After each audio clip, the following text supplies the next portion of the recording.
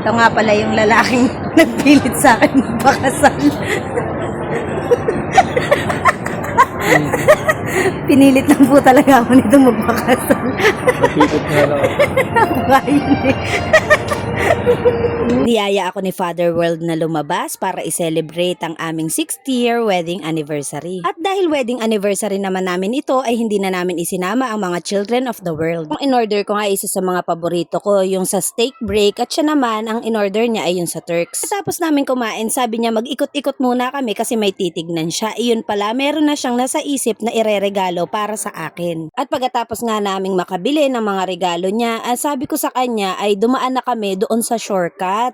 Pero hindi namin alam na fiesta pala at ayan sobrang siksikan kaya nilakad na lang namin. Napaka-traditional nung fiesta dito. Meron silang pokpok palayok, tapos trip to Jerusalem.